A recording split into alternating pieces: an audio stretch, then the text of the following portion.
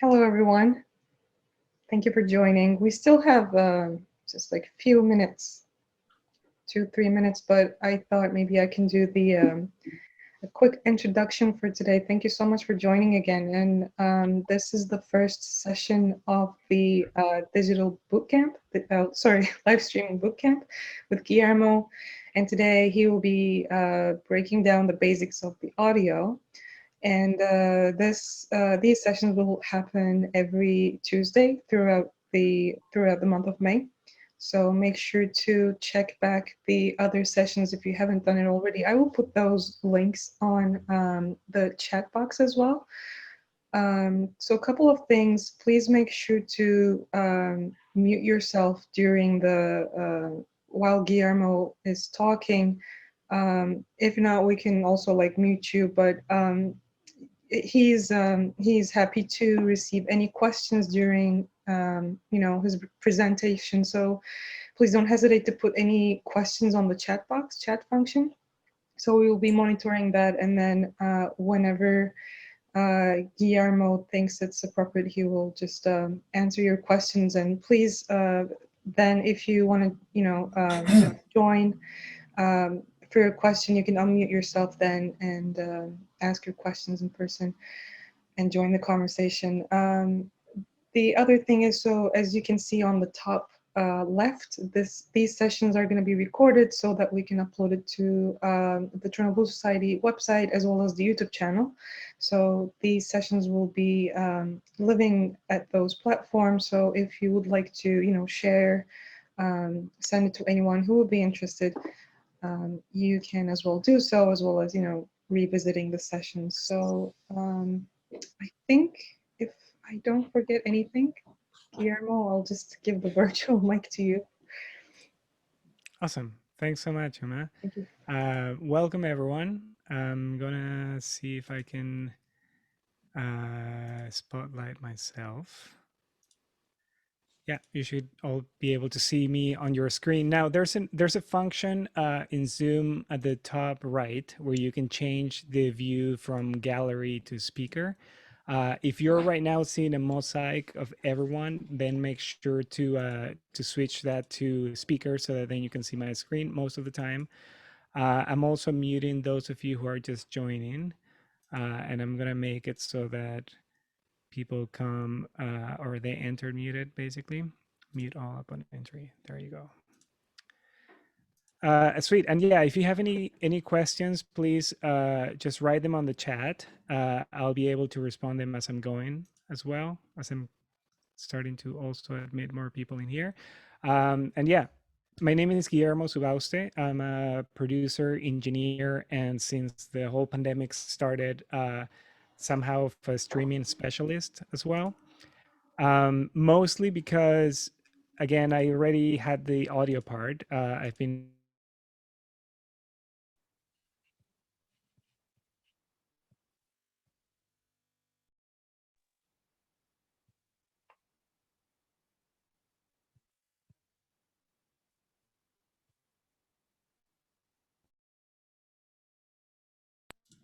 and the videos were also you know they were good looking, and I wanted to do something like that for the studio.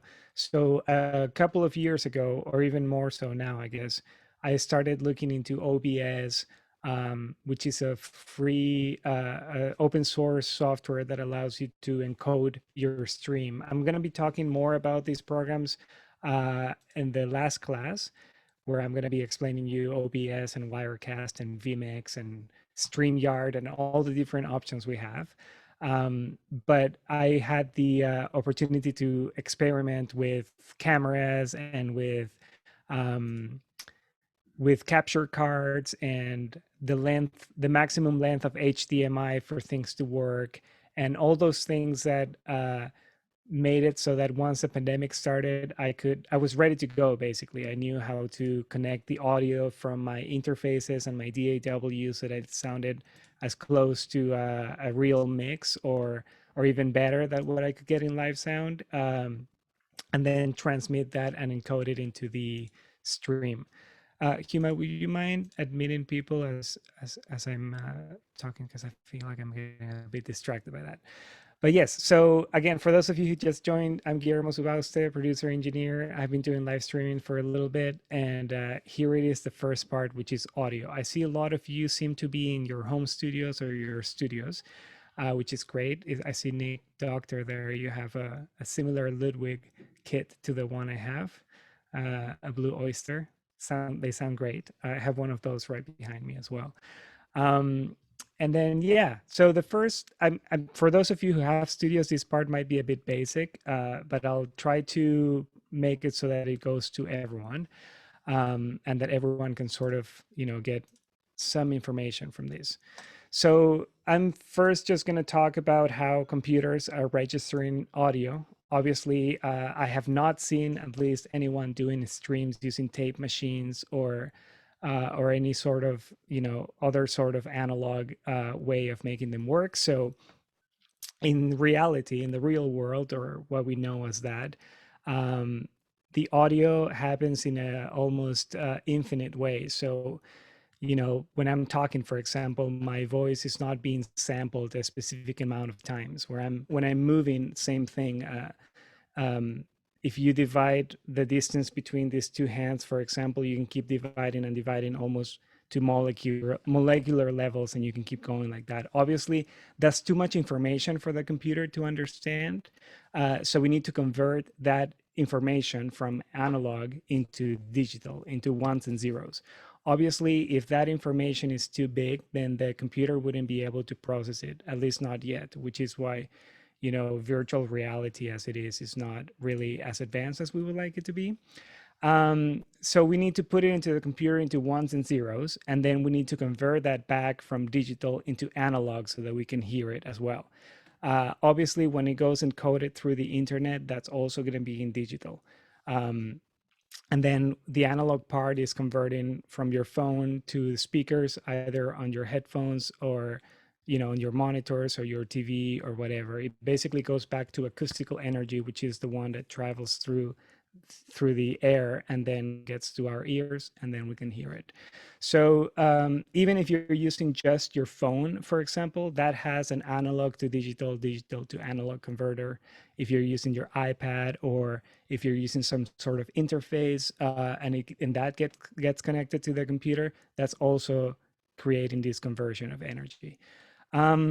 So then that takes us to the next stage, which is microphones, right? Microphones are what's going to allow us to capture the sound and then send that to the computer by converting it from analog to digital. Obviously, not all microphones are made the same way. We're going to find that they all transmit or transduce energy in different ways. But they also do that with different polar patterns. And polar patterns are basically, think of it as lights. I can have a source of light that is very directional and is only going to light whatever I have in front of it. Or I can have something like a bulb that irradiates light to all 360 degrees, for example. So in this graphic here, I have different polar patterns. The first one at the top is an omni, for example. Then we have a figure 8, which looks kind of like an 8. Then some versions of cardioid microphones, and then it starts turning into cardioid. What does that mean? Let me share my screen so that I can show that to you a little bit. And I'm going to talk about what system I have here, and how I have it working, and how I have it connected so that you can see it as well.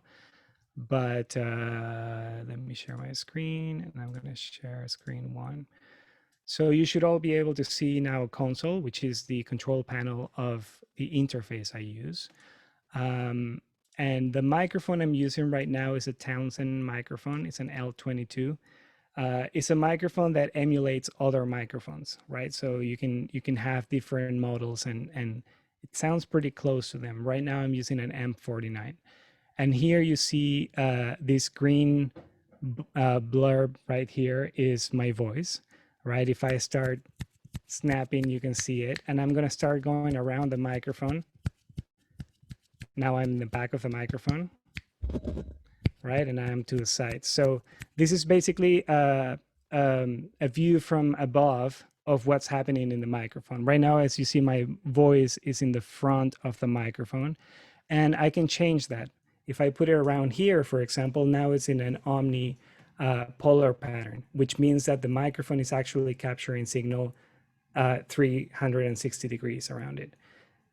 When I switch that, I don't know if you can hear that on your system, but you can hear a lot more of the noises that are around me, like my computer fan, for example. I'm going to stop talking so that you can hear it.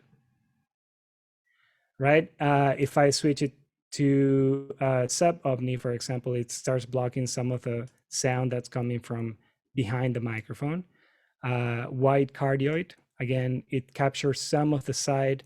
Mostly, again, my voice is in the front, so I don't need any of this stuff right now, and at least not on this system. Then we have subcardioid, again, which, as you can see, rejects the most out of the back of the microphone. Noise, less noise, and that's my baby crying upstairs. And then we have supercardioid, we have hypercardioid, and we have figure eight. Now, all these different patterns are useful depending on what the application is.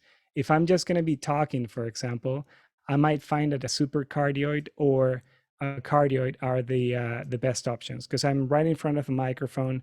I don't necessarily want the signal that is coming from the side. I don't want the signal that is coming from the back. So selecting a microphone that is cardioid might be the best solution in that case. If I'm playing guitar, an acoustic guitar, for example, without a DI, and I'm singing, a figure eight might be the best way to go, for example. And then I place the microphone right in between my voice, my mouth, I guess, and the guitar. That way it's capturing both of the instruments while rejecting the sound that's coming from elsewhere. Now, let me put it back to cardioid, which is the one I was using. And I'm going to stop the share so that we can go back here. So when you buy a microphone, most of them come with manuals, and the manuals will explain what polar pattern they have. And you'll see a graphic that looks like this. And again, it looks a bit like alien at first, but just see it as a view from above of what's going to be capturing. The center is the microphone, and this is basically the aura of what's going to be captured. For those of you who are, for example, using your phone to stream, that means that the microphone that you're using is the built-in microphone on the phone itself. Most of the time, those microphones are omnidirectional, which means that, again, they're made to capture everything around the microphone. Let me see if I can make it so that I can show you the difference of sound between this microphone I'm using right now and something like the iPhone, for example. So I'm going to switch it. 1 second. Now you should be able to see my phone, right? I'm using, and let me get rid of that graphic at the top. You can see my phone. I'm holding my phone and I'm showing you kind of my system. I have, a Stream Deck, which I'm going to be talking about for the stream. I have two computers right now. So I have a Mac Mini that is the one that I'm using for the stream. And then I have a Windows computer that I use for editing. I have an 8M 8-channel switcher for the different cameras that I have. And then all the other stuff is audio. And as you can see, I'm in my basement, and on the other camera, I looked a lot better. But I'm going to switch it now so that you can hear the audio from the phone instead of the L22 I'm using. So I can't really monitor that now for myself, but you should be hearing, if someone can post it on the chat, that you can hear a difference in the sound. Then you'll know that, yes, this is the sound of the phone itself. If I get really close to it, you'll hear that it's a lot thinner. It doesn't have as much bottom end, or just, it's not as smooth, right? So that's one of the reasons why sometimes using your own sound card instead ends up giving you the best solution. Now it should be back. Yeah, it should be back to the, hey. Yeah, it should be back to this microphone. Yeah, you'll find that, again, sorry, 1 second. Okay, yeah, it sounds a lot better, but I'm not saying that everyone should just go to this method right away.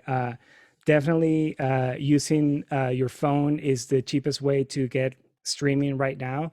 A lot of artists are doing it that way, and you can get a nice mix with it.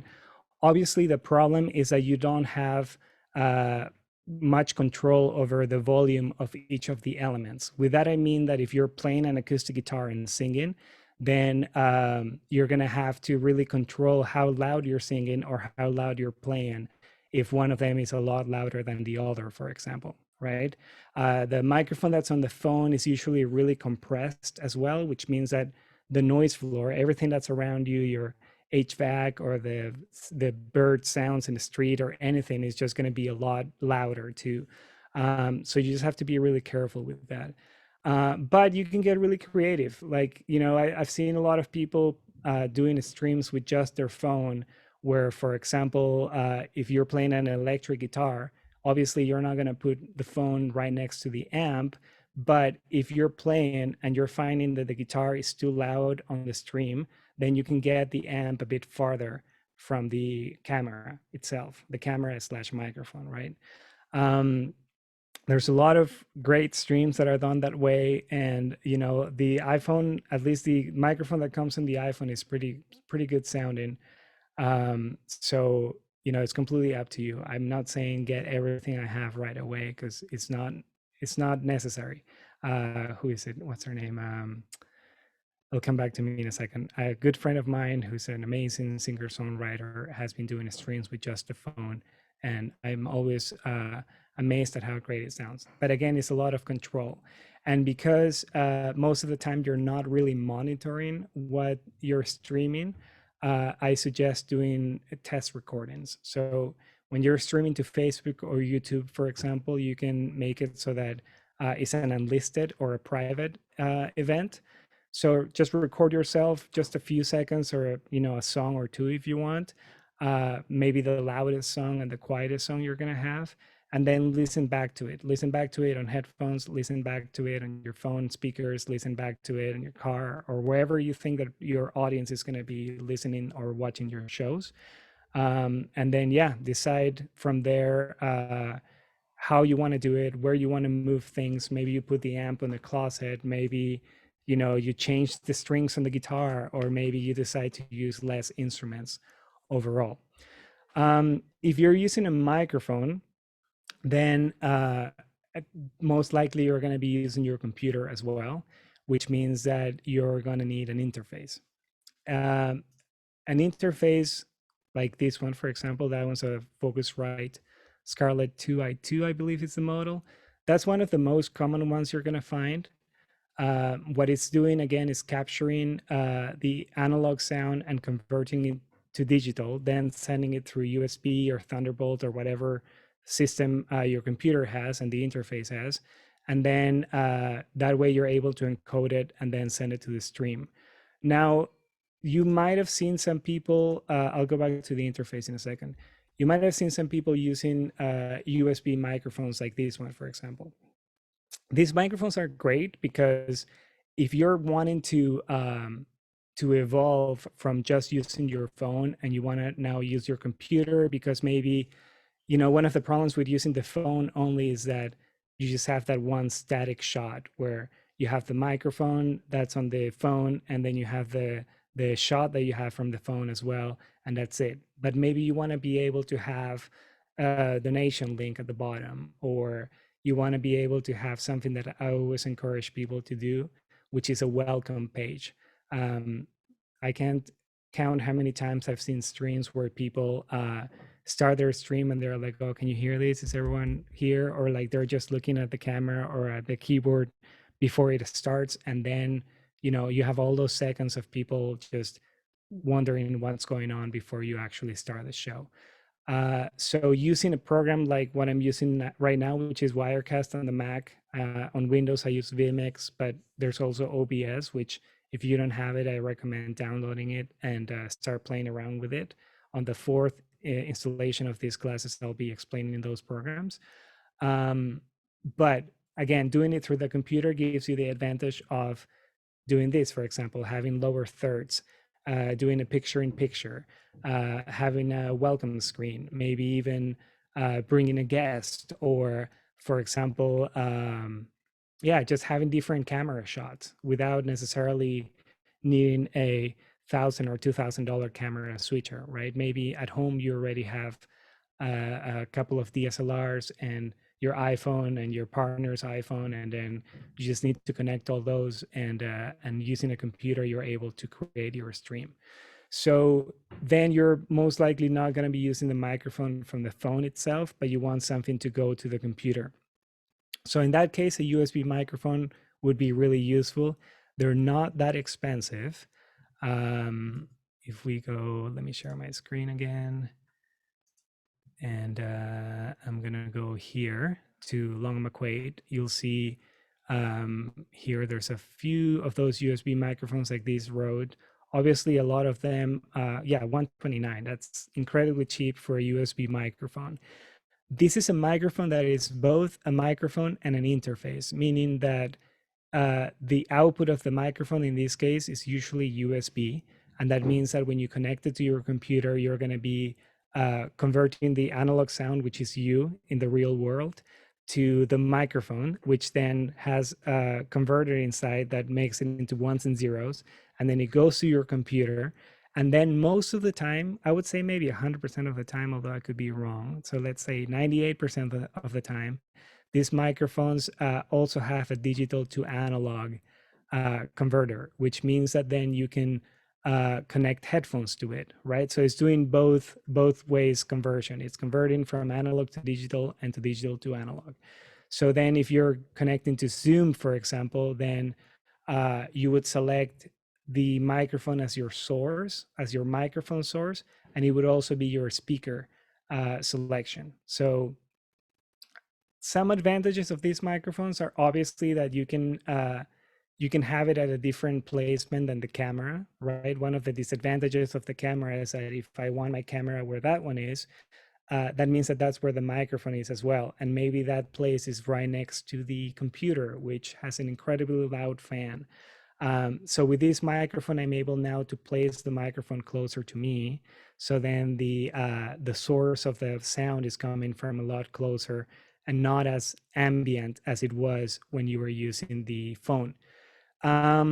However, one of the main disadvantages of using this system is that it's not really expandable, meaning that you can't really use two of them or three of them and just keep connecting USB microphones to your system. There are ways that you can do it, but it's really more a recipe for disaster, I find. Other disadvantages of these microphones are obviously the fact that you're most likely going to have you're going to have it on top of your desk. And they capture a lot of low frequencies too. They're very boomy microphones. And because they don't really have a very robust like suspension system, you might have seen other microphones that have a bit like a spider on them. That helps decoupling the rumbling of you like hitting the microphone like that. For example, right now I don't have my what is that called? I don't have my mic clip, not the mic clip, but the suspension system. The word escapes to me right now. My mount, sure. I changed it because it was too big for this microphone, so I'm very conscious not to touch it right now. But if you have one of those Rode microphones, or Samsung is another brand that makes really good ones. Yeti also makes some really good USB microphones. Just be cautious not to hit your table or your desk too much, or you're going to get a lot of this. And because most likely you're not wearing headphones, and when you're streaming to Zoom, for example, you're not hearing yourself. You're hearing everyone else, but your own voice doesn't go through the speakers because that could most likely create feedback. So you might be, nervous, and you're hitting with your foot the whole time you're doing this, and maybe people are too cautious and they're not going to tell you that that's happening. But yeah, that's one of the things that bother me the most out of these microphones is the low end rumble and the noise. And I had a stream where we had one of these microphones, and it was on top of a table, and the table was on top of the of like an HVAC engine thing, and it was just really hard to get rid of that noise. Most of them are condenser as well, which takes me now to the next slide I wanted to talk about. So microphones are going to come in different flavors and different brands and different prices as well. One or three of the most popular are condenser, dynamic, and ribbon microphones. Most of those USB microphones are condenser microphones. The one I'm using right now, this Townsend Labs L22, is also a condenser. And what it means is that they have two plates. Basically, instead of having a diaphragm per se like the dynamic microphones have, they have two plates that need to be energized. You might have heard the term phantom power. And that basically creates the energy between these plates, so that then when the sound is making the engine move, not the engine, but the plates move, then that's creating changes on the energy between them, and then converts that then into ones and zeros after it goes in the interface and then into the computer. Without the battery in this case, or the phantom power, or in the case of USB microphones, that's how they're being powered as well. Then there's no signal. The plates don't have any charge between them, and even if you're speaking into the microphone, it won't work. Advantages of condenser microphones are that because the plates are really sensitive, they do have they're a bit more natural. I find you'll see that they have a better top end respond most of the time. And yeah, they capture things a bit more naturally than dynamic microphones.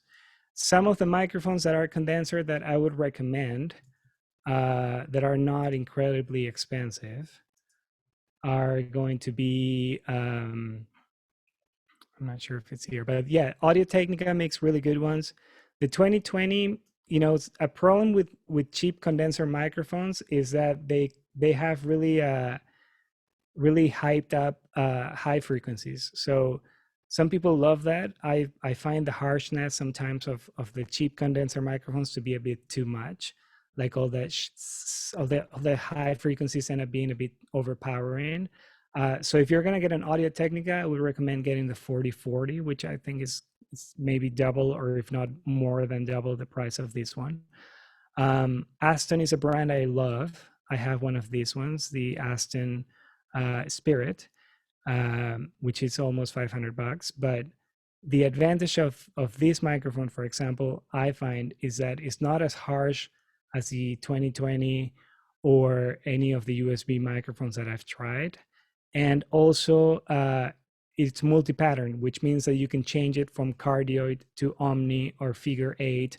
It also has a built-in high pass filter, meaning that it's going to cut out all the low frequencies at 80 or 100 hertz. I forget exactly where it's set at.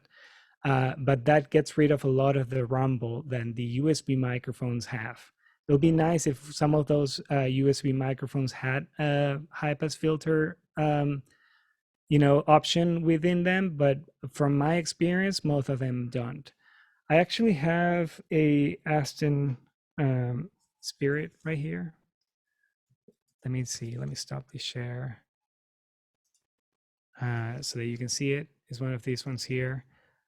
Oh, and let me make it so that I'm also now on the big screen as well. So that's the Aston Spirit, and I'm gonna make it now so that you can hear it and compare it to the L22.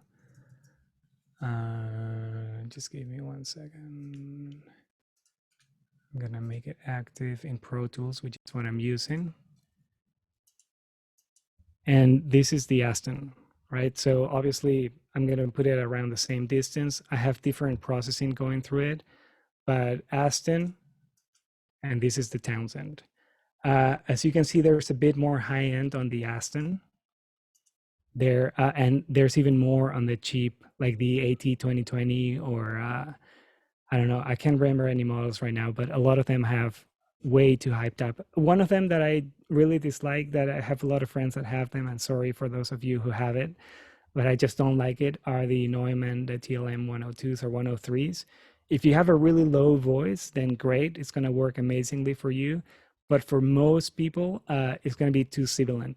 All these high frequencies are going to be like 2 times louder than you can hear them right now on the Aston. And you end up paying, like, I think they're maybe 14 or $1,500, but it's because they're Neumann, so that's why they cost that much. So if you're considering buying one of those, I would say just rent one of the Aston microphones. They have them along on McQuaid. They rent them for like $10 a day, I think, or $10 a week or something ridiculous like that. So just test them and see how that goes. Have you successfully combined more than one USB microphone on OS 10 as an aggregate audio device? Yeah, you can. In not so much in Windows, but in Mac, you can create aggregate audio devices. I'm not a fan of them, mainly because sometimes they fail. And again, most of the time, computers don't have a lot of USB ports, and because these microphones are powered, they're going to be drawing some power from the USB hub. So I have so many things connected right now that I prefer to have all my microphones in the analog world going into an interface and then connecting to the computer through just one route rather than having a lot of them connected like that.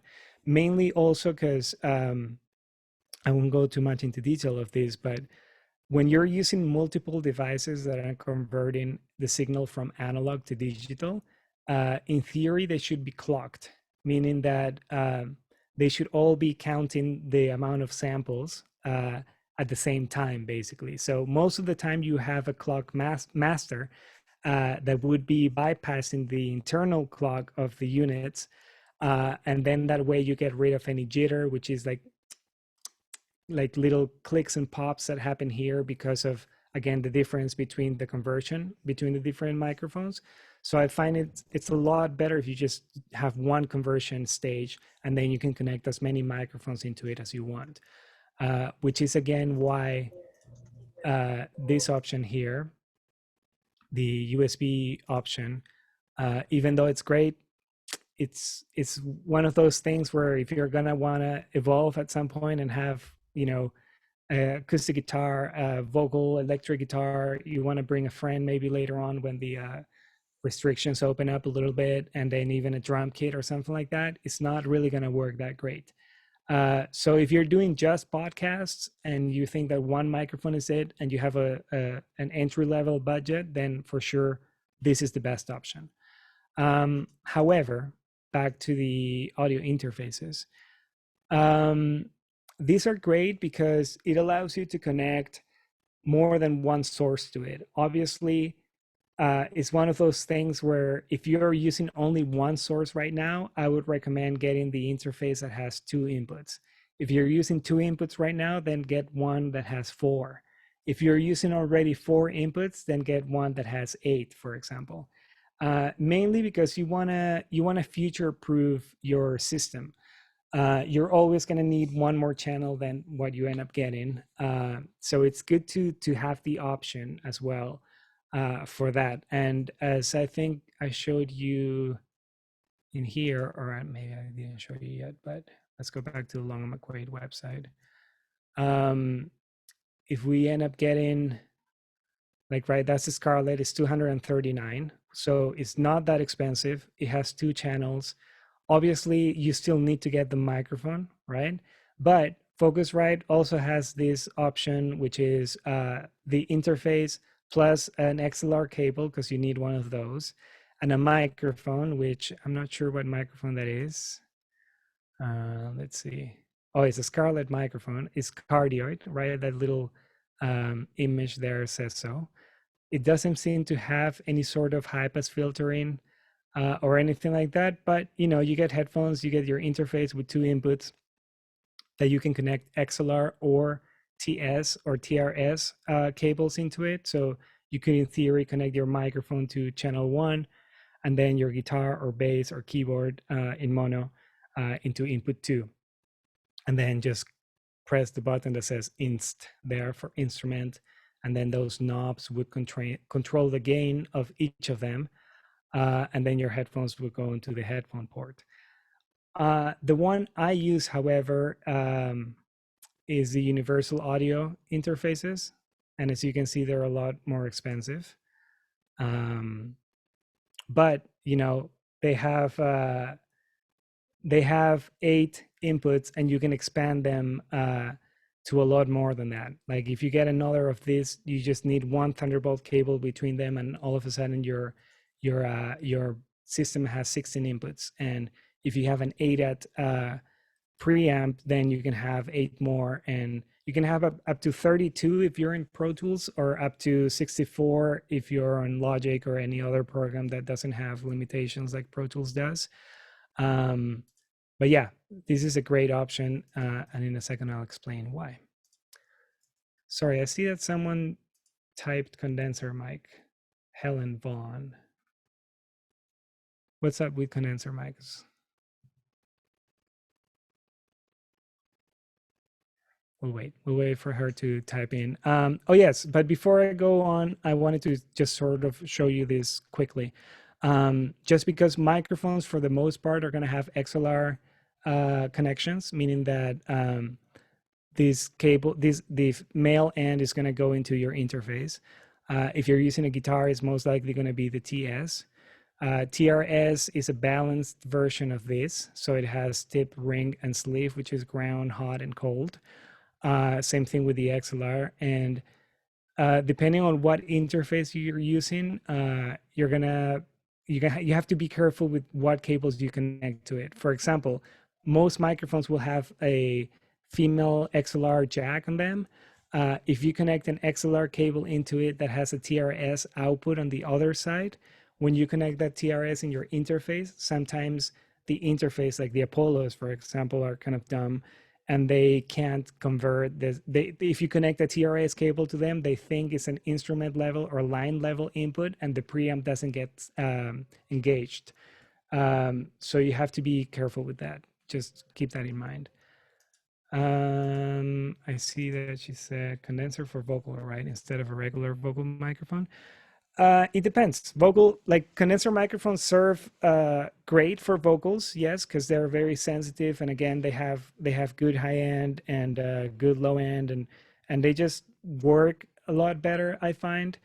Dynamic microphones, however, work really well too.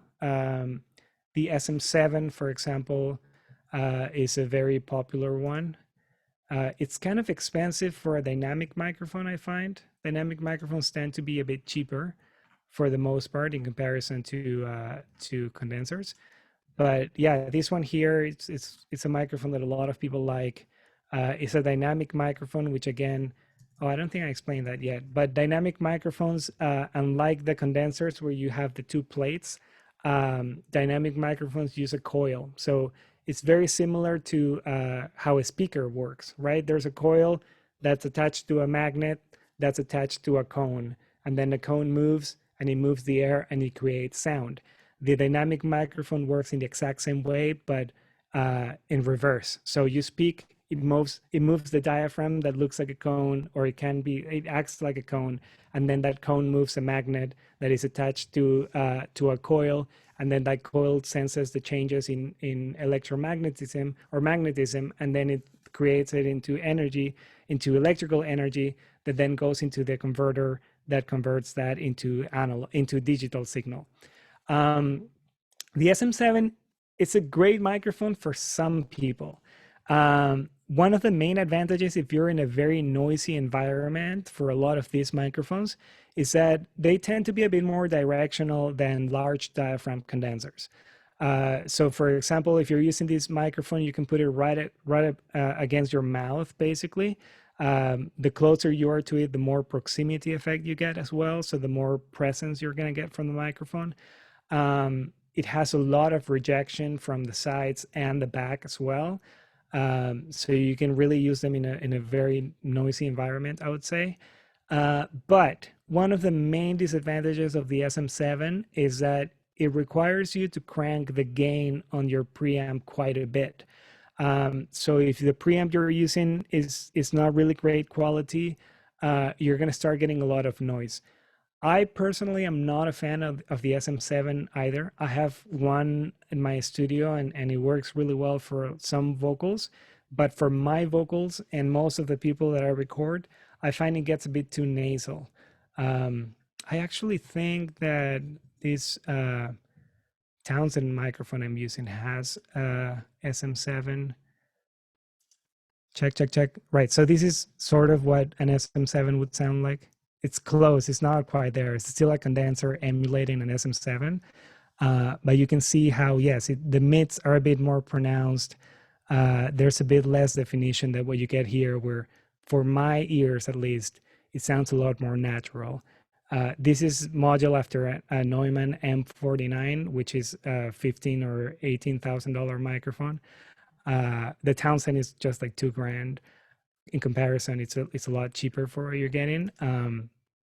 But yeah, so it depends. I wouldn't say that condenser microphones are just for vocals, because they work in a lot of other instances as well. For example, this Townsend microphone works really well with acoustic guitars, for example, or the overheads I have on my drum kit are condensers too, pencil condensers, so small diaphragm condensers, but condensers as well. I've done lots of sessions using large diaphragm condensers as overheads as well, like U67s or M49s are great for overheads as well.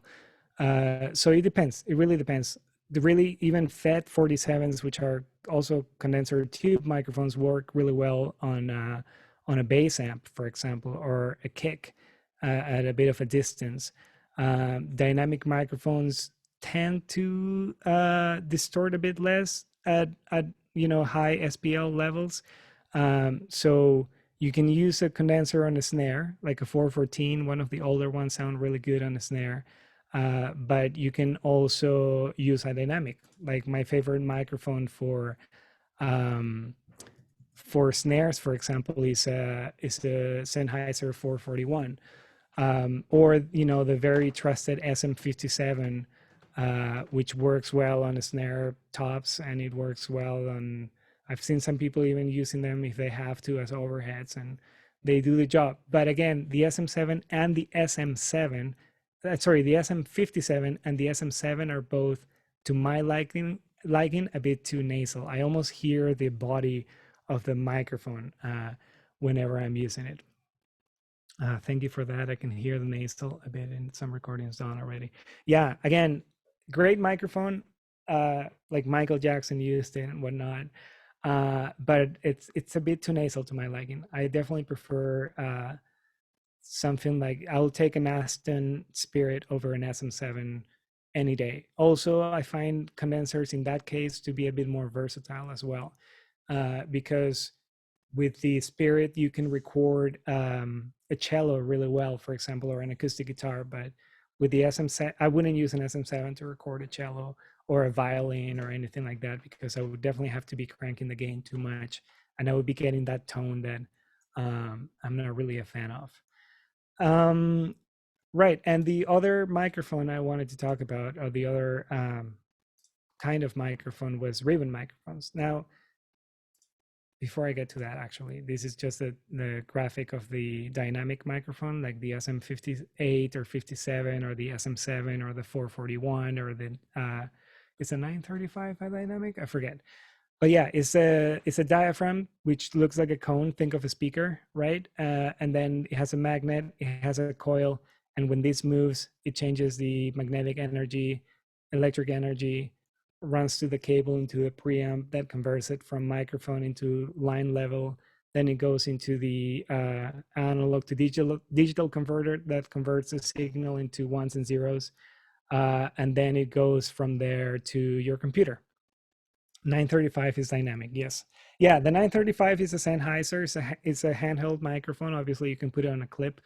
And I would probably say I would take a 935 over an SM7 for my own voice, at least.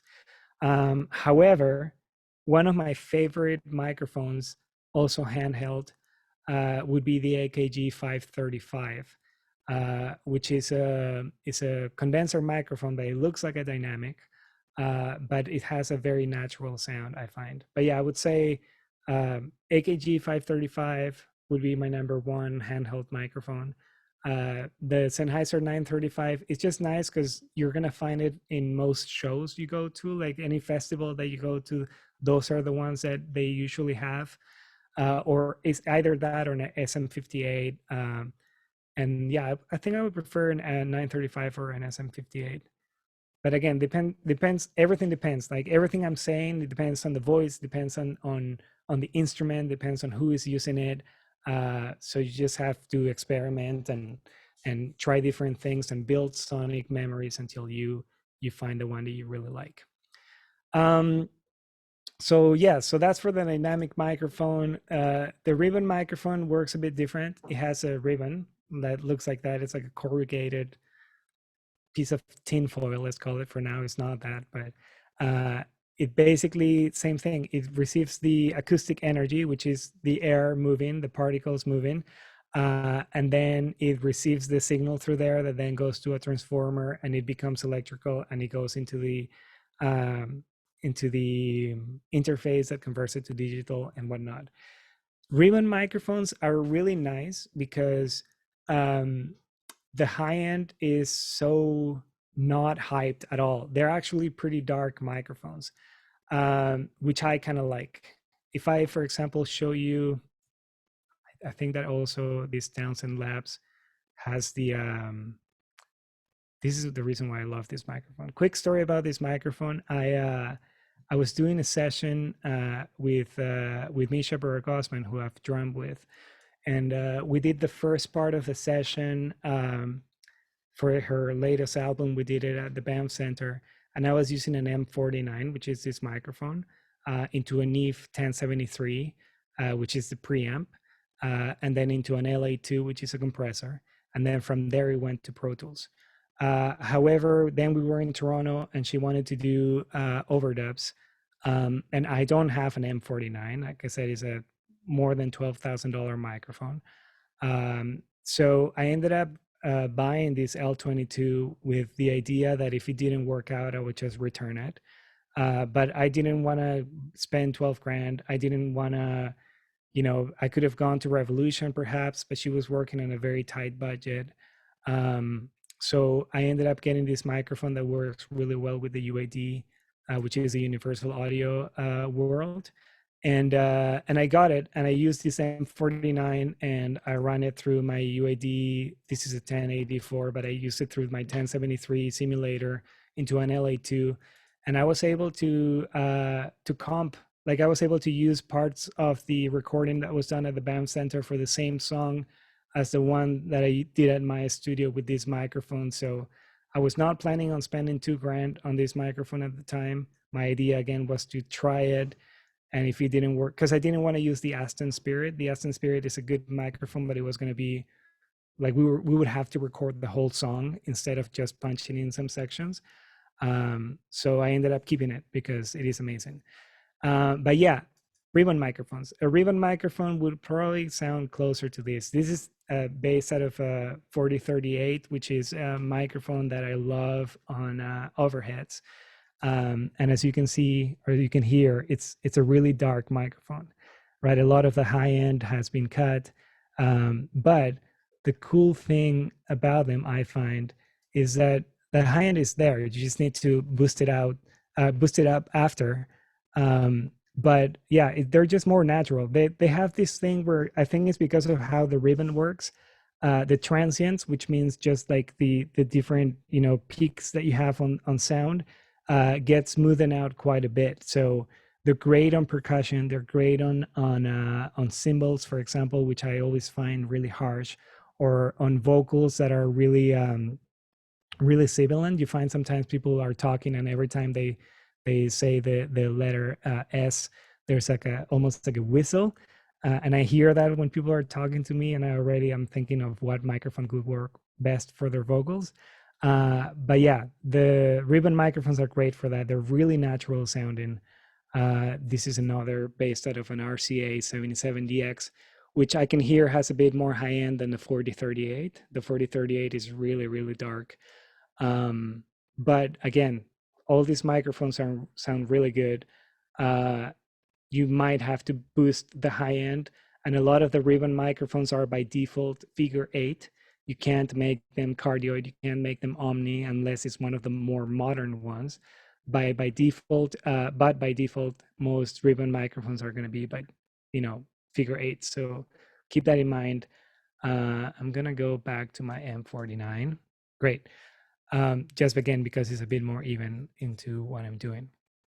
So let's say that you end up getting you end up getting the, not the Apollo, but you end up getting a Focusrite interface, for example. Maybe a Scarlett, like one of these that are the entry level ones. They don't sound bad. They're pretty neutral preamps. They connect through USB 3, but they work with 2 and I'm not sure if 1, but they're backwards compatible.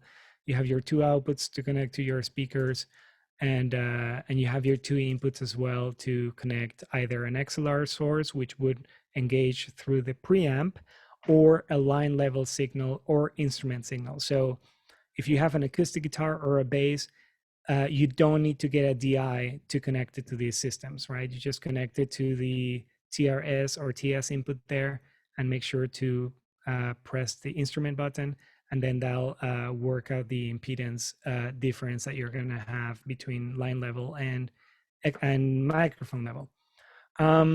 So then how do you then take them from the interface to the stream? If I, for example, decide to do a stream on YouTube, and I'm not going through OBS or Wirecast or any of that, if you just connect this to your stream, let's say YouTube, you select webcam, you want to use your webcam, and you select your Focusrite as your input, the main problem you're going to have is that whatever you connect into input 1 is going to go to the left channel, and whatever you connect into input 2 is going to go to the right channel.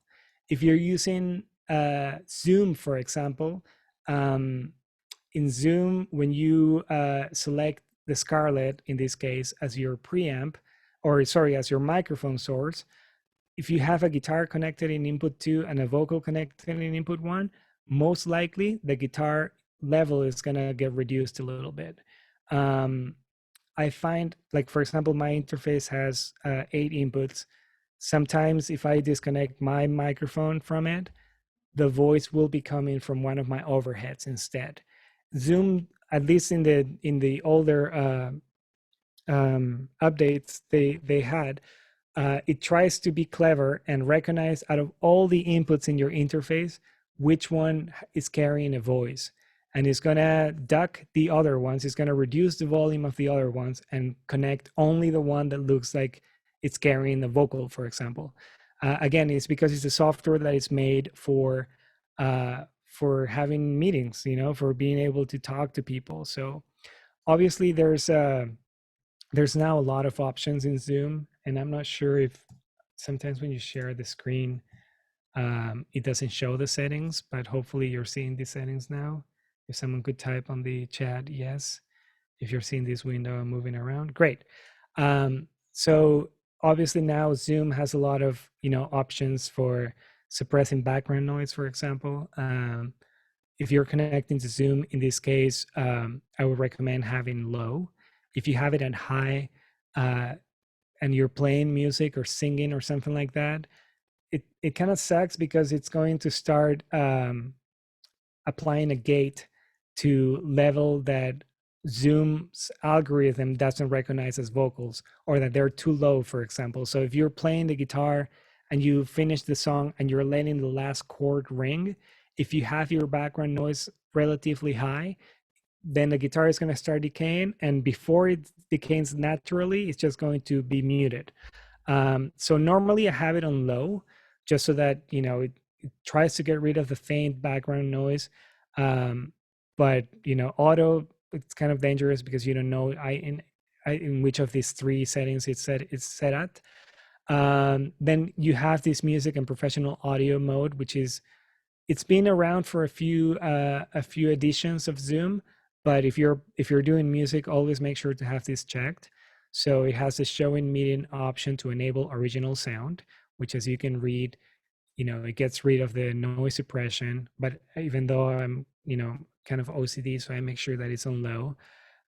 Removes high pass filtering, right? So it gets rid of any low frequencies that might be going through your microphone. And it also removes the automatic gain control. So I forgot to talk about this, but most of the time, by default, this is checked in. So if you're going to be playing music and singing and all that stuff, make sure it's not checked, because if it is, then this is going to be moving around depending on how loud you get, and you don't want that. You want control of your sound. Also, high fidelity music mode, right, which is going to increase CPU utilization. So again, this is where you're going to have to see if your computer can handle it. If you have a MacBook Air, or an older computer that it's already struggling with browsing and opening Zoom at the same time, you might not be able to do this.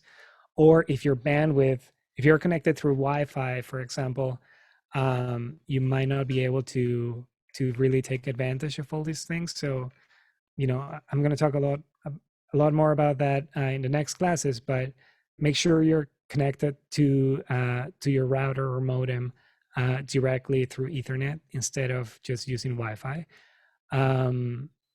Yeah, and try to get fast internet if you can. Echo cancellation. If you're not wearing headphones, then you most likely want to have that on. It's just to prevent your own voice from going into someone else's computer, going out of their speakers, being captured by their microphone, and then coming back to you, which would mean that you would hear a bit of a delay of your vocal coming out. So you might want to have that in. And also stereo audio, which again makes it so that I can use, a source that is left and right in this case. However, even with all these things set, if I'm using my interface, which again has 8+ inputs, as you can see here, right, this is where I have the Townsend microphone connected. This is the overhead, which is at my drum kit, which is pretty far away from where I am. But as you can see, I've cranked the gain quite a bit, which is why you can see the signal there. But obviously, it would be incredibly noisy. Like let's just see how that sounds. I'm gonna create a track here, and I'm gonna receive that overhead signal.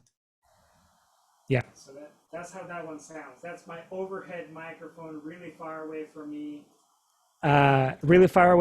With the gain cranked. So if I didn't have this microphone connected, then Zoom would most likely look into this input and make that be the vocal. But obviously, that microphone is a good like 3 or 4 meters from where I am, pointing at cymbals, and yeah, it's not ideal. And this here that says guitar is actually the Aston microphone I had. So how I make it so that Zoom or YouTube or Facebook or OBS or Wirecast or vMix or whatever system I'm using receives the audio that I want to give it to it is by using a piece of software called Loopback. There's other options out there. You can do it through Black Audio or no, it's not Black Magic, Black Hole, which is free. But I find it it's not complicated. It's just kind of sketchy sometimes. I find that it's a bit harder to get it doing what I want it to do. Loopback is a piece of software that costs $100 American, so it's not cheap considering that you're spending probably half of that, or sorry, double that on your interface, and this is just a piece of software that's extra and that you didn't think you need. But if you're in the Mac environment, sure, again, there's other options that are free. There's VB Audio, which works really well for Windows, also works for Mac, but they don't get along with Pro Tools that well, I find. So, and that's the HVAC system turning on. So I find in my case, loopback works best, mainly because it allows you to create several virtual devices. So in this case, for example, I have this virtual device that I've created that is called PT. And as you can see, it has Pro Tools in it. And when I'm talking, there's signal, and this signal goes into this virtual channel. And then if I go to Zoom and show you my preferences, right now it's Wirecast, but that's because in here, which is Wirecast, that's where I'm grabbing PT audio. So this PT audio is actually the virtual sound card that I created here that receives the audio from Pro Tools. The advantage of this and why I like this is because then you're forcing your multi-channel preamp or your multi-channel converter or interface to create a funnel of only one left and right source, and that's what ends up going to Pro Tools. Sorry, 1 second. Let me turn on the HVAC.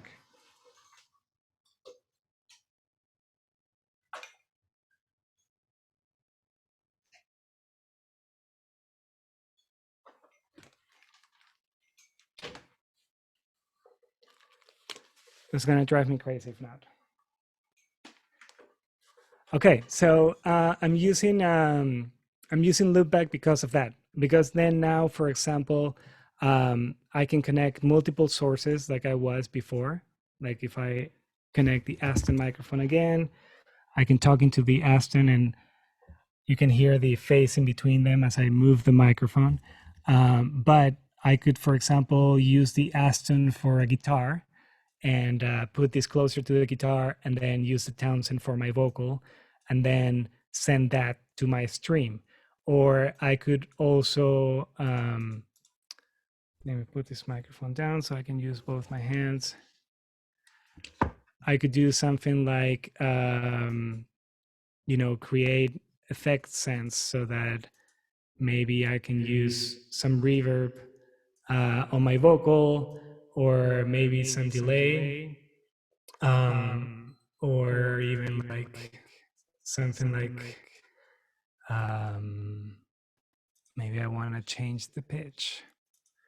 Check. 1, 2, 2.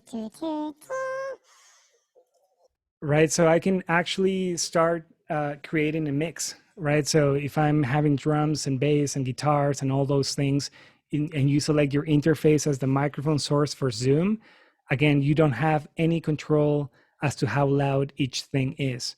You can change the preamps and try to get a mix going with just the preamps, but Zoom is going to try to be clever and change levels around.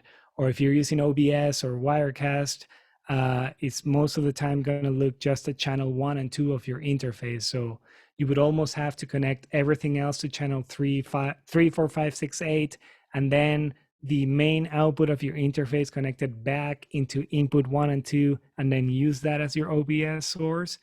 It gets a bit too complicated. I prefer just to use loopback, again, because I can have Pro Tools there. I could add any of the running applications in my computer. If I add Chrome as a source, for example, and I want to play right now a video from YouTube, then you would be able to hear it. And not only that, you also have a level or a fader to control the level of how loud that source is going, not to your ears, but to the virtual interface, right? Or if any of you were talking right now, for example, you would see this signal moving here because I have Zoom being captured by a loopback. Because again, the great thing about loopback is that it creates a copy of your signal before it reaches the output, right? Right now, for example, I have universal audio as my output. That's how I can hear you in my headphones. But then if I press test speaker, you see it moves the signal here as well. It's going to my ears, but it's also going to this virtual sound card. So then if I wanted, I could have this virtual sound card go into Wirecast and then record an interview that way. For example, I could have one of you right now on screen, and we could be streaming an interview between me and you, and have that on YouTube or any other platform that you want to use. What about using a digital mixer for the inputs and mixing? Yeah, that's another option. But if you're using your digital mixer as your interface as well, which means, let's say that I have a Behringer, an X32, or a Midas M32 or something like that, and I have that connected through USB to my computer. It's also an interface, so you can mix everything, but the left and right, which is your main mix, wouldn't really be routed to Zoom if you select on Zoom your digital board as your microphone source, right? So loopback also allows you to connect your interface itself, right? And create any sort of combination you want. So for example, right now, channel number 1 is my guitar, channel 2 is the Aston, 3 is the kick, which is on the drum kit, snare, tom, overhead. 9 and 10 is the L22 I'm using. One of the disadvantages of this model in microphone is that it will occupy 2 preamps on your system. But again, I could connect this directly to there and then route that to wherever I want it. For example, if I don't want to use Pro Tools. So if you're using a digital mixer, loopback could also become handy. The only way of not needing loopback would be if you have a mixer, analog or digital, and then you create your mix there. You connect all your microphones to that interface, or to that board, sorry. And then the main output, which would have everything from your mix, you connect that to your interface, to your 2-channel interface, right? To a Focusrite, for example. That way, yeah, you're creating your own mix without needing a DAW, or without needing loopback, which obviously it's $100 cheaper. But if you don't have that, a digital board is going to cost you a lot more than $100. And this I'm doing with Pro Tools, but you can also do with GarageBand, which comes with Mac, or with Reaper, which is pretty cheap, or free if you're just trying it, on either Windows or Mac. One of the other advantages of using your DAW for your stream, even if you're using one source, let's say that you're not actually you don't want to have a guitar and vocals, you're only going to have your guitar or your vocal alone, is that you can add effects. So in this case, for example, maybe my microphone didn't come with a high pass filter, right? So you could use an EQ like this. For those of you who haven't used an EQ yet, this EQ represents level, right? So this is louder and this is quieter. And to the left is low frequencies, and to the right is high frequencies. So maybe my microphone is too harsh. Maybe it has a lot of these high frequencies, and I don't like that. So I can reduce them here and make it a bit darker. Or maybe my voice is not boomy, or it doesn't have as much presence. Then I can increase those frequencies through here, right? So I can sort of prep the signal and make it a bit more robust before it goes to the stream. So I most of the time run it like that. Sorry. If you're lucky enough to have a universal audio interface, the advantage of this is that a lot of that EQing and compression you can do on console. So this uses processing power from the interface itself. It has DSP power, digital signal processors. It has chips inside that take the load of these plugins, so that I can apply some compression, maybe change the EQ. That's a bit high, but yeah, you can do all these things, so that then the signal that sorry, that's a bit too sibilant. So then that the signal that arrives to Pro Tools is already, you don't need to add an EQ here, right? But if you're using something like a Focusrite, or even that Zoom H6, then you're able, for example, in the case of the H6, you could have all 6 sources armed here and change the level through here and apply EQ and compression. That's going to be a bit more precise than the built-in compression and EQ that you have on the H6, for example. And then get something that's a bit more prepared. Again, like I said, maybe adding some reverb or delay or whatever other effects you want. So yeah, for example, these are from a session I did. Let me just arm them. And I'm gonna make it so that this channel is on input monitoring so that when I press play. Right, so these are drums that were being used for a session that we were streaming as well. And I'm just doing that because it's easier than trying to play and talk at the same time. But these are recorded without that much processing. On the kick, I'm using a D112, an AKG.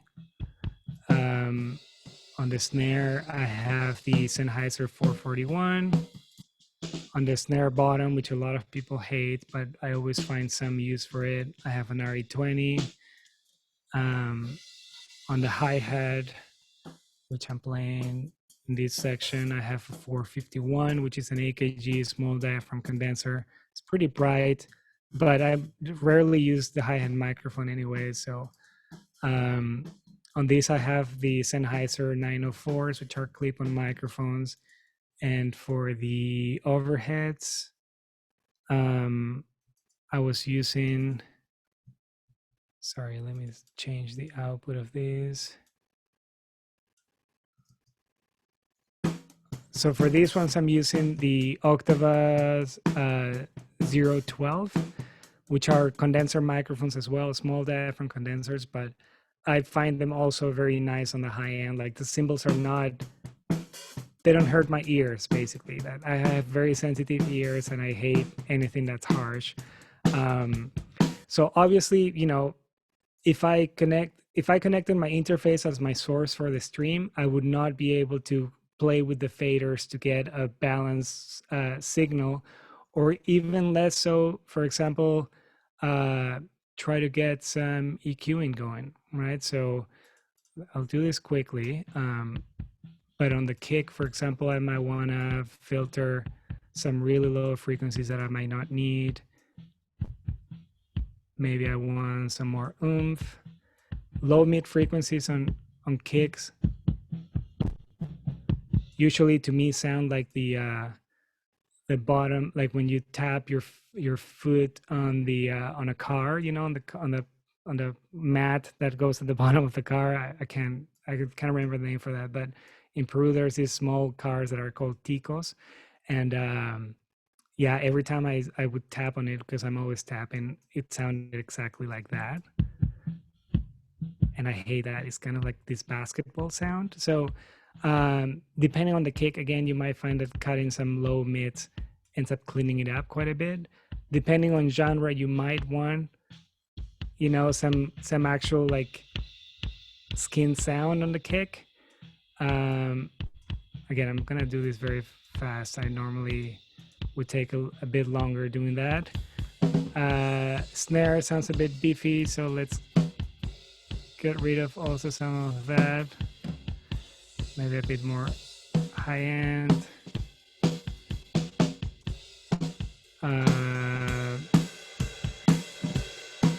For the overheads, I like having them on separate channels, but I also like sending them to something like an aux, for example, and then on that auxiliary channel, then I can apply some EQ here.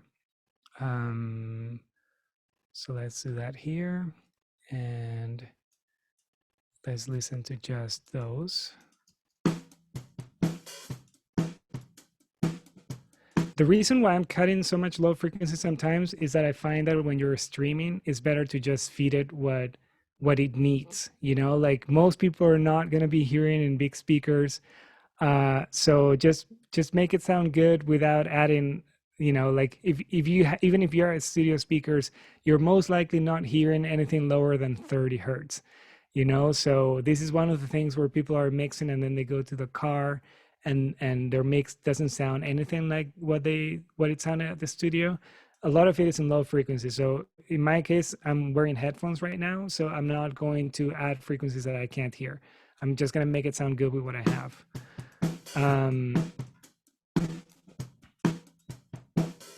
Want some mids there, and then bring the kick, and then the snare. Now let's see if I need the snare bottom. Just a little bit to make it sound like a snare. Right, so now let's do a before and after.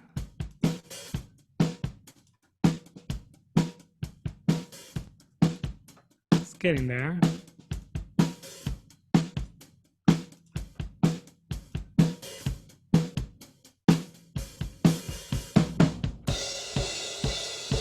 Oh yeah, I never played the ragtone in this song, so we'll get rid of that. And let's just loop this section here. That's the floor tom. So same thing, there's some low mids there that I'm definitely gonna cut.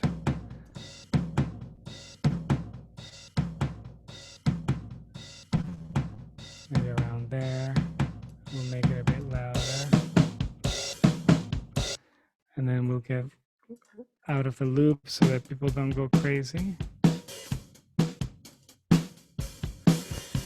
So, you know, and that's without any compression. So if you start doing that to each of the signals you have, again, right now I am doing some EQing on the vocal already, but depending on what microphone you have, you might find that that works better.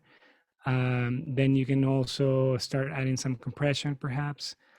Compression, for those of you that don't know, is basically reducing the dynamic range of your signal. So if there's parts where you're too quiet and others where you're too loud, it's basically going to get those closer. So in this case, for example, I could be using something like an 1176 or an LA2 or anything like that, and then, you know, just getting a few dB of compression is just going to make it a bit more robust, sorry. All buttons saying, sure, let's do that. Hey, hey, hey, hey, hey, hey, versus not having it. Check, check, check, check, check, check, check, check, check.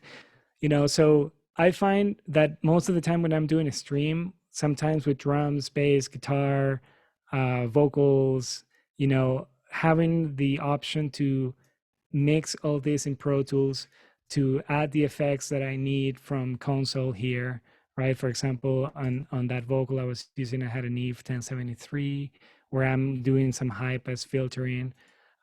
Maybe I also want to have guitar, right? And I don't have an amp, or at least I don't have it here. It's in my studio. But you know, I can also connect my guitar and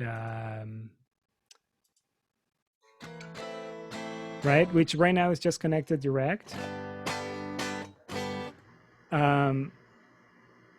And that's the water heater now. But it gives me the ability of maybe using like some amp simulations and whatnot, you know? And this is not really adding any latency to my system.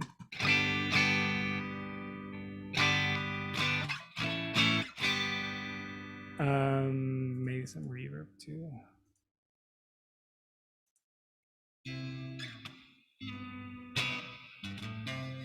Right, so you can start adding different things, or maybe, you know, you don't have any instruments, but you have a MIDI keyboard or an MPC or you know, a machine or anything like that. So you can create instrument tracks. Make sure that you have your keyboards routed. This is in Pro Tools, but it works exactly the same way in any other software. And then we could add something like, what's the name of this one? Spitfire Labs. Yeah, so you can add maybe some synths because you're doing, I really like, this one's nice. Slow down. And then we'll make sure it's armed. Right, so you can add whatever instruments you have. I have an electronic drum kit here. I could arm another channel and have some, like 808 drums going that I can play with drumsticks, and my keyboard on the side, and my electric guitar connected to a different input on my system, and control the level from here. Or maybe what I want to do is actually play to tracks. I can load the tracks in here, and then just sing over top, for example. I did a few sessions with Torque from Stars, and he plays piano and he sings. And what he did is that he had all the different songs from his band loaded into here, and he would just have all the songs muted, and then just open up the one that he wanted to play along. So he would just press play and start playing to the song, basically. And then he would get to the end and he would talk to his audience and then unmute the next song and go on. I think that's crazy personally, because I'm always nervous about muting or unmuting everything at the same time and then having all songs going. I personally, if these are different songs, right? If forget about kick and snare, let's just say that all these ones are different songs. I would have most likely, sorry, I had just installed this new software and I don't like what it's doing right now. But yeah, I would have done something like this, like have song one and leave enough space in between so that I can play along to song one, and then it gets to the end and I can press stop and, and then just move on. You can even drop markers and whatnot. I would never stack them one on top of the other like that, but to each their own. Yeah, so I guess the other thing, now this is all for Mac, right? But I want to show you how we would have done it if we were in Windows. So this is my Windows computer now. Oh, actually, let me stop the share so that you can see it. Great, so you should be able to see my Windows desktop now. Obviously, Universal Audio also works on Windows systems, but I find that it doesn't work that well. It's USB only with them. Thunderbolt, if you have a motherboard that can take Thunderbolt headers, then sure. But I tried and I was just having more headaches than anything. So for the Windows computer I actually have that Focusrite 2i2 because most of the time I'm just connecting the audio of my Mac computer into the Windows computer just as left and right, as what as what Anita was saying. If you have a digital mixer, that's what I was doing. I was using my Mac computer as my digital mixer, and then the Windows computer is the one that ends up using vMix to receive all the different cameras and the audio and all that stuff. So right now, for example, I'm sharing the screen using NDI, which is a technology that I'll also talk about in some of the other classes. But just to explain how we would be doing it here, I'm gonna open not Call of Duty, but I'm gonna open Reaper, right? Which I have not bought because I don't use it, but I can keep doing experiments with it. I'm gonna say still evaluating, right? And the advantage of Reaper, now you can do this with any DAW in Windows. You can have, you can have, FL Studio or Ableton, I think works in Windows now, or Logic.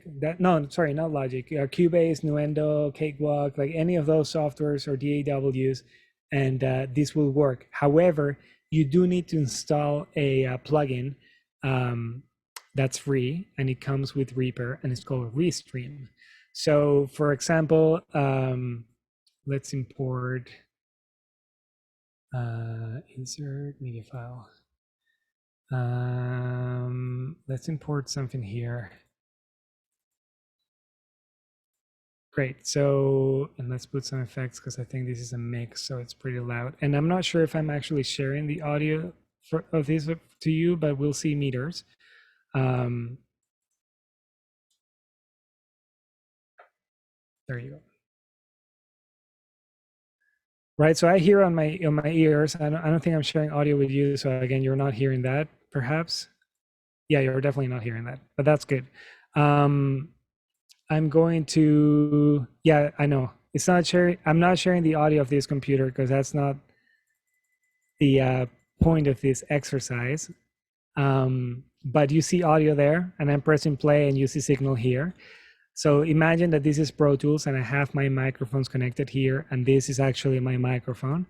But what you do is that you add Restream, which is again the plugin that you can install with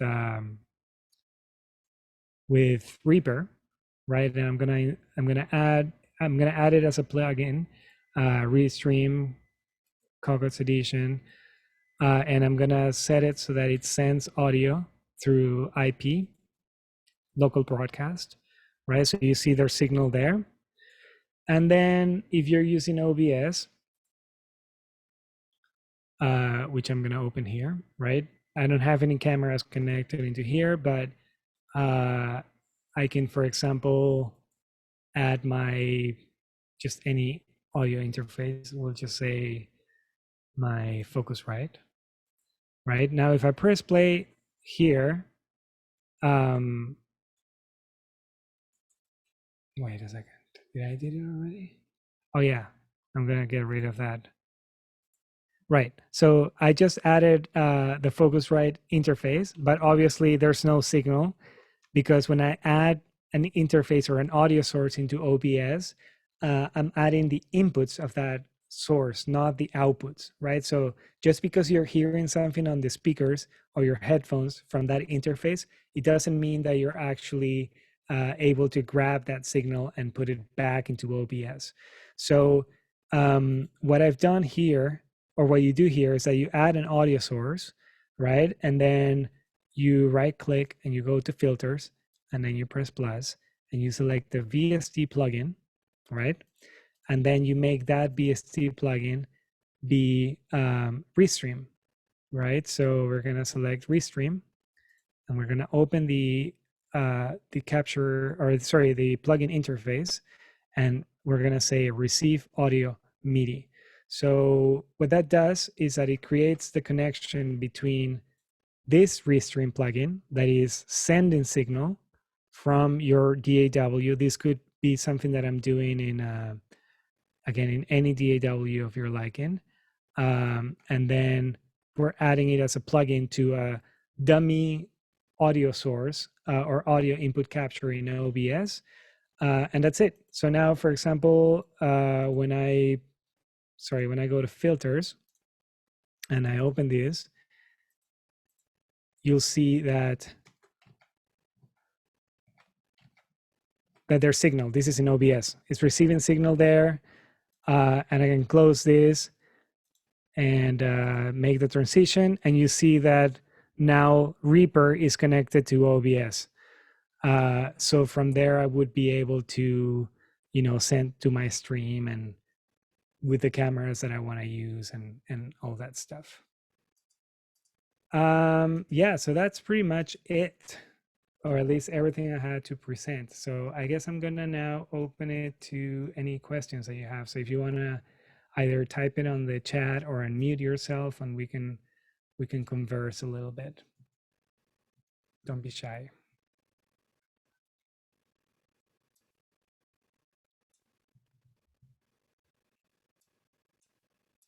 Where is Zoom? There it is. Am I still sharing my screen? No, I'm not.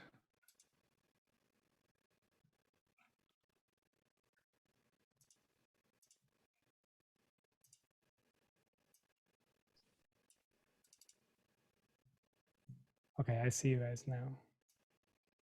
No questions? Everything's clear? Hi, Guillermo. How you doing? Hi. Good, and you? I'm good, good. I'm in the process. I have my own recording studio.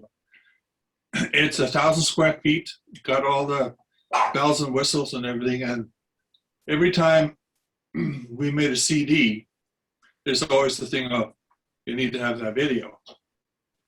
So right now I'm in the process of converting my studio into a video studio. So I've got all the cameras, and I've got the sorry, what was it now? The Blackmagic 8 Pro, Mini Pro. Mm-hmm. I'm thinking, I haven't bought it yet, but I'm thinking about buying that. I got 5 cameras that are going to be set up, and I'm going to use an engineer that is actually going to be recording the whole thing while we do our live streaming. Right. Now, what do you think of the Mac, the Pro, the 8 Pro? The 8 Pro, I love it. I mean, I have one of them here. Yeah. If you have 5 cameras, though, it only has 4 inputs, though. Yeah, sorry, not 4 cameras. I've got 4 cameras, not 5. Right. Yeah, I like it a lot. I don't use it as they intended to use it, though. Like, for example, the ATEM has line inputs or mic inputs as well. So a lot of people end up connecting their system into the ATEM, and then they use that as a main streaming. I only use it as the opposite, as a combiner, basically, not as the opposite of a splitter. I connect all my cameras to the ATEM, and then I connect the ATEM through USB to the system, and then that's how I stream it from there. I try to use the audio input a couple of times, but it's just not ideal. I found it to be a bit noisy sometimes, or if you have any grounding issues, then you have to get like those converters from that make like they take laptop signal, and then it's the opposite of a DI basically. So I would say if you have your studio ready, then the way I described it would be for sure the best way to go. Like the output of the DAW to loopback, and then use the ATEM as your source basically. So I don't use any of the keying or any of the picture-in-picture. Like I just use the buttons for switching between the cameras in there. Yeah, I use Pro Tools also, and I use Logic. But I'm also designating a separate computer for that particular system that I'm trying to set up. So you think that that's a good idea, or can I just use my Mac? What Mac is it again, you said? Excuse me? What Mac is it? It's a Pro. Right. It depends. If you're going to be recording the shows as well, one of the things that I experienced with my Mac, I used to have a MacBook Pro. Now I have a Mac Mini, not the M1s, but the Intel one. So it's a 3.6 6-core, 64 gigs of RAM, 2 terabytes of SSD. So it's a pretty fast computer that works great for all my audio stuff. And streaming worked well too, but then when I was trying to stream and also record, I would find that the signal would get really compressed on the for the video. Like it looked like very compressed MP4. It was not ideal. So that's why I ended up getting the Windows computer that has a 2080 Ti graphic card, which obviously now with the Bitcoin mining and all that stuff, it gets kind of expensive to get, unfortunately. But yeah, I found that if you're doing if you're planning on doing shows where you're going to be recording an isolated output of the video and the audio, then having 2 computers sometimes is best. Even for the reason that if your Mac where you're doing all the audio part dies, you can have your Windows or your other Mac connected to the RTMP or YouTube or whatever, and you can put we're having technical difficulties or whatnot, rather than just losing the connection and then having to create a new event on the go. Oh, cool. Thank you. Appreciate it. No worries. I'll be listening in. Great. I also see Randy says the A10 takes the signal load off the USB if you have a lot of cameras. Yeah, for sure. In my case, this camera I'm using is a Sony A6500, and I have a 35 mil lens on it that goes down to 1.2, which is how I get my background so blurry. But yeah, we have a couple of those and a couple of Canons, and the ATEM is great for that. Like you can have a cam link, for example, which is a one channel HDMI converter or capture card. But again, it's kind of the same thing as those USB microphones, right? But you can't really expand too many of them because they require a lot of power. So the ATEM is great for that. And the last thing we bought was the ATEM, what is this one called? ATEM Extreme Pro ISO, which was over $2,000. But we have a few shows with the Horseshoe where they wanted, close to eight cameras, and the advantage of it is that you can connect it through USB to your computer, so it gets recognized as a webcam to your computer, just one webcam, the same as a Logitech webcam or anything, but where you can switch between all the different cameras. But it has two USB outputs. That's why it's called ISO, where you can connect the hard drive, and then it records all the output of each of the cameras individually and creates a DaVinci Resolve session that you then just connect to your computer, and you can recut the show basically. So it was definitely worth it for what we were doing. So you actually recommend the Mini Pro, the ATEM Mini Pro? It's the yeah. you get. Yeah, so the first one I got was the ATEM Mini, just because this is many months ago, maybe even more than a year ago. Yeah. I got that, but then I didn't like the fact that the HDMI output is only programmed, meaning that it only shows you whatever you selected. Yeah. So then I got the Pro, which you can connect the HDMI output and then have a monitor where it looks like a security camera central, where you can see all the different shots so that you know what you're cutting to. And then because of the of the need to have more cameras and the ISO recording, we got the Extreme Pro ISO. So we're selling the ATEM Mini if anyone's interested. But again, it doesn't give you the multi-view. It's only program out of the output. But yeah, so I have three ATEMs right now in this basement. So I definitely recommend them. Yeah, I also got the Canon 600s. The high definition cameras. I bought those. I bought 4 of them. So anyway. Yeah, they're great. And in our case, we're using we extend them with this like Ethernet extender, so we can get the cameras up to 150 feet away without it, because HDMI only does 25 feet, I think, without problems. So yeah. Okay, thank you. No problem. I also see in Reaper, do you add that plugin into each track to work with OBS? No, I put it on the master, which then is receiving all the different channels. In theory, you could put it onto different instances into different channels, but then you would be double mixing. Like in OBS, you would have to add each of them as well, and then change the level of each of those in OBS. So might as well just mix on the mixer of Reaper, and then put the Restream plugin on the master, and then just receive the left and right on OBS. That's the output of Reaper. All the Twitch Pro streamers use 2 computers. Yeah, it's a good way to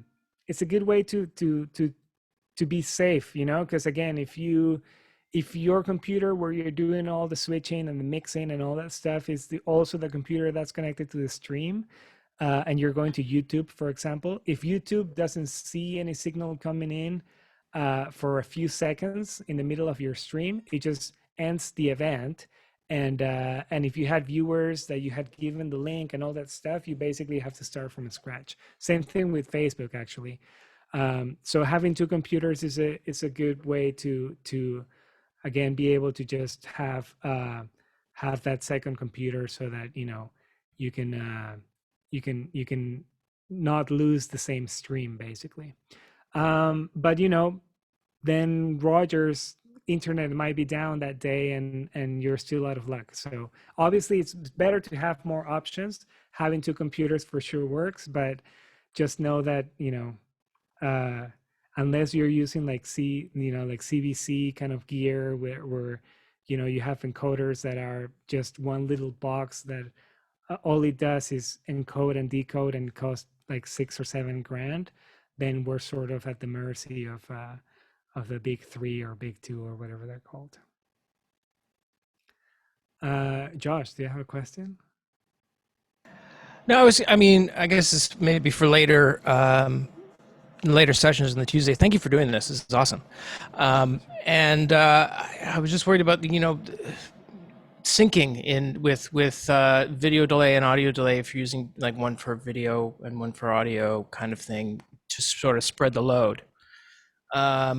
Things getting out of sync is, having been in a number of broadcast trucks, I know that can be a problem. So one would have to add delay on one signal or another in order to sync them back up. Has that ever been an issue for you? Yeah, definitely.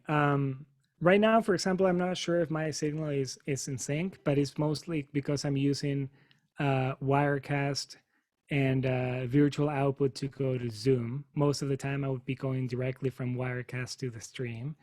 But I find that there was a few streams I did with the Good Lovelies from a venue in Hamilton where I added my universal audio, just my 2-channel twin, just because I wanted to add some mastering effects on the mix bus. And it adds latency for sure. But the good thing is that it ended up syncing it perfectly with the cameras. Right. So You got lucky. yeah, we got lucky with that. But yeah, usually before every show, I do just some clap tests, you know, just making sure that it's working. The reason why I stopped using Wirecast recently and moved on to vMix is because we were doing a show at the Horseshoe with Whitehorse, and right at the top of the show, during sound check it worked out fine, but then at the top of the show, and it was just a stupid Wirecast update they did, I was getting almost 6.53 seconds of delay between the cameras and the audio, but it wasn't showing on my computer. You could only see that delay on the other side. So all of a sudden I had my phone with like text from their manager and the sound person, everyone being like, hey, are you aware there's this latency going on? And like if it's only a few milliseconds, it's easy to see like, okay, yeah, the video, I need to delay the video or I need to delay the audio. Right. But 7.5 seconds, I was lost. It took me almost a full song to be like, just keep trying and trying and trying until I got it. Oh my God. But yeah, it can be problematic for sure. But the advantage of not using your phone only and using a computer is exactly that if you're using a program, then most of them, including OBS, have the ability of adding delay to any signal, a video signal or audio signal or whatnot, and hopefully it stays the same throughout the show. Hi, Randy. Do you have a question there? No question. I just wanted to say hi. Oh, cool. Hi, how are you doing? Show. Thank you. My pleasure. I'll mix my audio into the main camera, and that seems to keep it in sync. Yeah, Randy, that's a great way to do it for sure as well. I My main you can't mess it up if you do it that way. Yeah, for sure. Except in my case, I'm using multiple cameras, and I always worry that if one of them dies and that's the one that has the audio, you know, then that could be problematic too. Right. Well, I cobbled together, you know, a mixture of, I use the ATEM as well, but I use my Zoom H6 for a lot of the audio, and then I'll just set the ATEM to always use the camera one audio. So even if I change to other cameras, I'm still taking the audio from camera one. Of course, if that fails, then I'm screwed. But totally, it seems to keep everything in sync. Sweet. Yeah, that's a great. I was. Do you know Bobby Owinski? Do you know who he is? Pardon? Bobby Owinski. Uh, He's a mastering engineer. He has a few really good audiobooks, and I have him as a friend on Facebook, and he's been getting into streaming as well, and going through all the growing pains that start with this, where you get one thing and you're like, oh, but I need this other thing, and then those things don't work, and it's just like hours and hours of forums and video tutorials, digging and whatnot, and he was having problems of sync with his ATEM as well, and that was definitely one of the solutions. It was to route everything to one camera and then have that receive the audio. well, and the ATEM has the ability to adjust a few frame delay milliseconds as well. But I mean, Yeah. it's good to hear that the smart guys are getting into streaming, because that means they'll figure out some solutions for the rest of us. I know the one that I'm hoping more people ask for and hopefully gets implemented soon is NDI outputs in Zoom. Yes.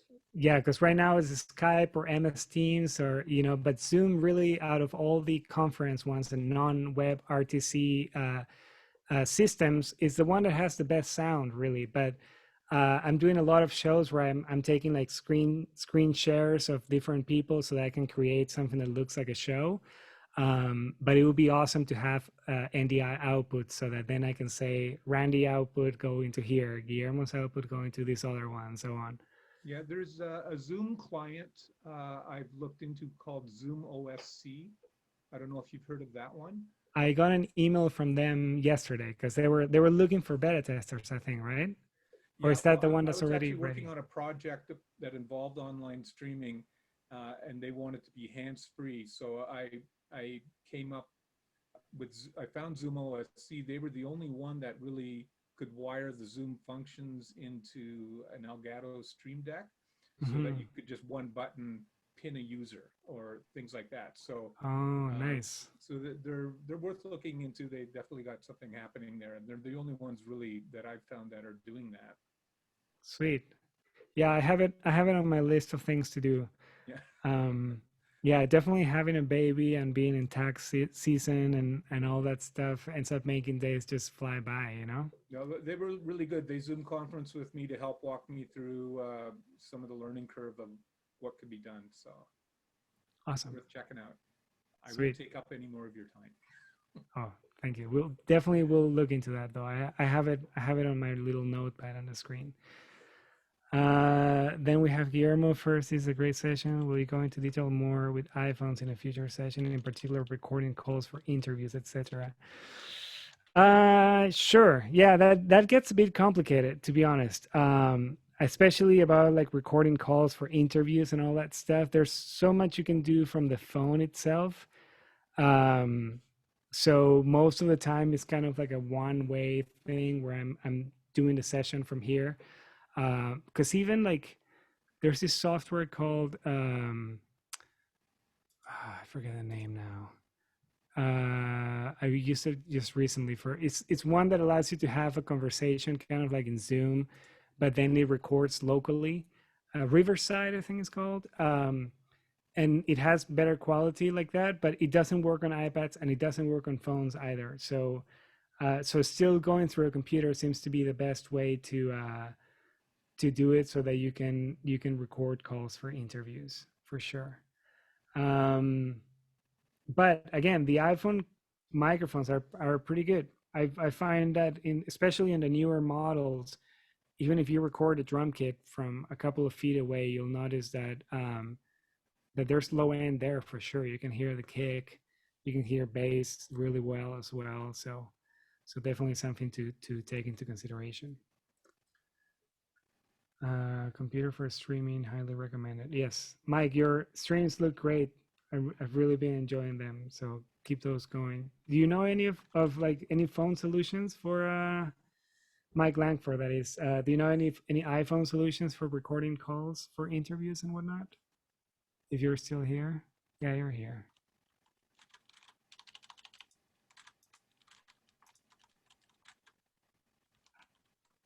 Thank you. So it's easier to route the iPhone through interface. Yeah, but as a camera source. not necessarily not as a sound source really, but more as a camera source. And that again is using a technology called NDI, which, you know, maybe I'll just go over it quickly. I'm going to share my screen again. And this is again Wirecast, which is where I have all these things that I was using and my name and all that stuff. I even have like these like other, you know, shots.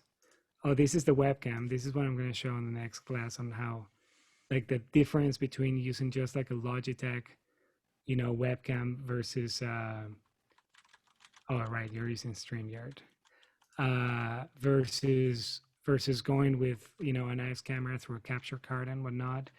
But NDI is a technology, as you can see here, it's very easy. My phone is not connected through any cables to my computer. It's just on the same network. And you can see that it has pretty good latency as well. There's my Blue Oyster back there. And my laptop and a lot of mess, and the cables behind there get pretty nuts as well. But yeah, it's a technology that allows you to send video and audio through a network, basically. So the app that I'm using, there's free apps, I believe, but the one, oh, sorry, I closed the app, so that usually pauses the video like that. The app I'm using is, it's called NDI. Yeah, NDI HX camera, NDI HX camera. It's like $29 or something like that. And what it allows you is to do that. Basically, I could use my iPhone, and I could have another instance on my iPad, and again, maybe my partner's phone as well. And then they just appear as network sources in my computer. And then I just add them without the need of an ATEM, because again, the ATEM is for those that have, I don't recommend the ATEM unless you already have digital cameras that have HDMI outputs. You might even have a DSLR, but maybe it doesn't, and it has an HDMI output, but you have to check that it has clean HDMI as well.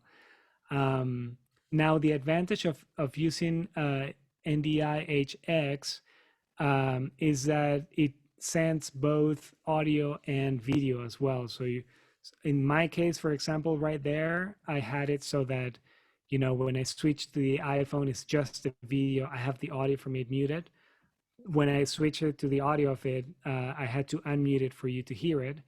But yeah, just, I would say phones are good for that. If you're doing an interview where you want to send someone, you know, to the other room of the studio or whatnot, or even a camera for the drummer or something like that. It's a quick way to get a good looking camera added to your system. So maybe you're using a combination of the ATEM with DSLR cameras and then also the iPhone on a different setting. But yeah, for the audio part, it's better to just have it as its own, basically. Thank you from Alan. My pleasure, Alan. Sweet. Any other questions? Kike, do you get most of it? Are you there? Thank you from Michael. Good, good. I'm here. Hey, Kike. Kike has been doing some really nice streams from his place as well. Not in a while, but yeah, I think that with your help, I've been able to maximize my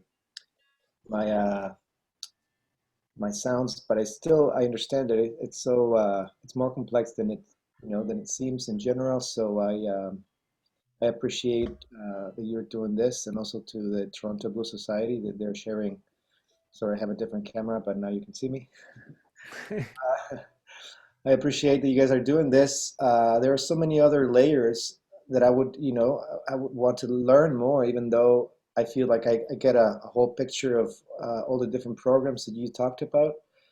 And I know it's so more complex and goes beyond, an hour or 2 hours. So thanks for doing this. Yeah. I did try the one you suggested before, the audio loop thing. Loop audio? Loopback, yeah. Loop audio? Loopback. Loopback. Yeah. one of those many different softwares that we need to use today. And it's been working really well. Whenever I used it, it worked actually really, really, really well. It's a great option, even though, yeah, it's not a free option, but you can do the demo first. So Totally. Yeah. Our friend Chris McCool from Sultans of String, he's been doing some streams where same thing. He has a universal audio interface, and he has all the channels connected to it, and then it goes into Logic, and then from Logic it gets captured by Loopback, and then from Loopback it goes into Ecamm, and he has multiple cameras that are connected through USB in his case, and then he's even mapped Bluetooth pedals so that he can, while he's playing the fiddle, switch to different cameras and whatnot. that's fancier, yeah. Yeah, it's fancy, but it gets really complicated. We've been the whole weekend. We've been like almost 6 hours a day, I think, just testing things, because when you get it that complicated, there's more chance of things going wrong. So he ended up having to buy a new computer because his MacBook Pro was not doing well. So he got the new Mac Mini, the M1, which is less than $1,000, which is pretty cheap for what it does, and it's been working great. So that's a good option to consider. Cool. Yeah, are you going to talk about also the options of streaming for those in my similar situation as a musician, on a musician's shoes? Will you get into doing, for example, the whole thing of Instagram separately than Facebook, for example, or Facebook/YouTube? Yeah. The next class is for video. So in that one, I'm going to be talking about the different cameras and frame rates and color grading, or I'm not definitely audio is my expertise, but we'll be talking about what I've learned about connecting different sources for that. Cool. And ATEMs and switchers and all that stuff. But I think on the third class or the fourth class, I believe, I'm going to be talking about Wirecast and OBS and vMix. And obviously, in vMix, for example, you can send multiple streams at the same time, but in OBS you can't, for example. But I'll be talking about software, or not software, but subscriptions like Restream, or Caster is another one, where it allows you to send one stream from your computer, and then from there you can send it to multiple places. So you could have Vimeo, YouTube, Facebook going at the same time. Instagram is a bit different, because the main problem with Instagram is that it's not really, it's landscape, first of all. Sorry, it's portrait mode. Yes, yeah. Right. So if I were streaming my face right now to Instagram, it would just be like this section.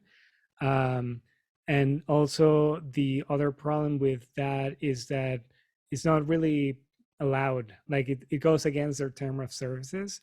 So you can do it using software like Yellow Duck, for example, is this like hacking thing that allows you to send a stream from your computer to Instagram. And you can make it so that it looks on, like it fits on the screen, but they say on their thing that sometimes their servers are full and it just won't work. And because it's not a paid system, or it's not even legal, you can't really go to Instagram and be like, hey guys, can you fix this? Because they're like, well, that's not how you should be doing it in the first place. So I've had a couple of streams where I instructed people on how to do it, and then the day off, because maybe most of their audience is on Instagram, right? So the day off, they were like, hey, this thing is not working. And I tried from my computer, and it said like, yeah, Yellow Duck servers are full right now. And I said, yeah, you're not going to be able to. So for those that are doing in streams and your audience is on Instagram mainly, I think that the phone solution is still the best. Right. But yeah, I'll be covering like multi streams, or multiple streams at the same time.